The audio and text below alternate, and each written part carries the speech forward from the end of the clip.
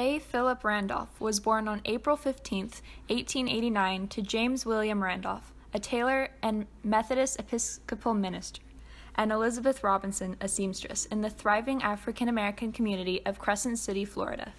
At age 21, Randolph joined Eugene V. Debs' Socialist Party, and 7 years later he partnered with Columbia University law student Chandler Owen to form The Messenger, a radical magazine that published articles calling for positions in the armed forces and war industry, and higher wages for Black Americans.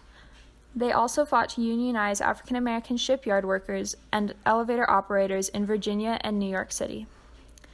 The Brotherhood of Sleeping Car Porters was the first African American labor union in American history, and Randolph began serving as its president in 1925. After embarking on a nationwide anti-war speaking tour, Randolph found himself on Department of Justice's radar and used this to create a 100,000-man march to motivate President Franklin D. Roosevelt to issue Executive Order 8802, which barred discrimination in defense industries and federal bureaus, and to create the Fair Employment Practices Committee. The creation of Order 8802 and the FEPC motivated many African Americans to apply for defense jobs, and by the time the war ended, they held 8% of defense industry jobs, 5% more than the start of the war. The FEPC eventually led to the Equal Employment Opportunity Commission. Randolph called off this first march after seeing the political change he had been hoping for, and the world saw for the first time exactly what kind of impact protest could have on government reform. He also founded the League for Nonviolent Civil Disobedience Against Military Segregation, which resulted in President Truman passing Executive Order 9981, which banned all segregation in the armed forces. He is perhaps best known for creating the 1963 March on Washington alongside Bayard Rustin, which attracted 300,000 people to Washington, D.C. to march for government sponsorship of jobs and freedom. Randolph shared the podium with activist Martin Luther King Jr., who gave his timeless I Have a Dream speech on this day. Afterward, Randolph and King were some of the handful of leaders who met with President John F. Kennedy to discuss the strength of a proposed civil rights bill. The march is regarded as one of the biggest accomplishments of both the civil rights movement and Randolph's life. It led to an improved standard of living and employment for African Americans.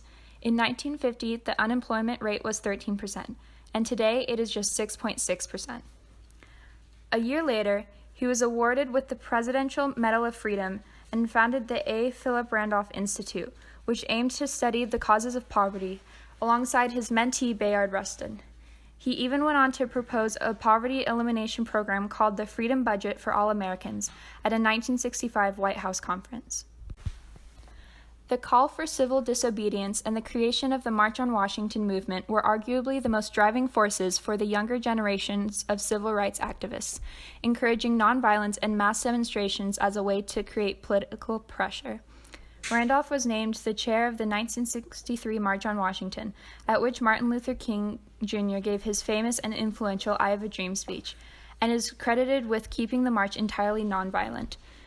Randolph is known today for having used his influential position to push for desegregation and respect in labor movements, defense industries, and American society.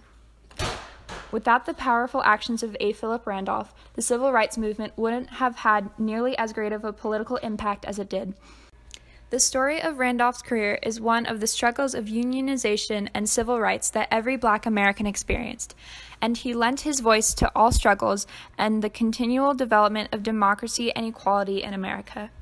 Today, Randolph is described as a political force that moved presidents and is a symbol of leadership and labor activism for many progressive organizations.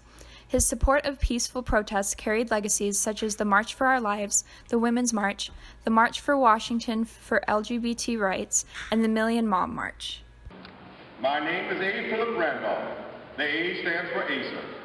I was born April 15, 1889 in Crescent City, Florida. I am the youngest of two sons, and both my mother and father were the descendants of slaves.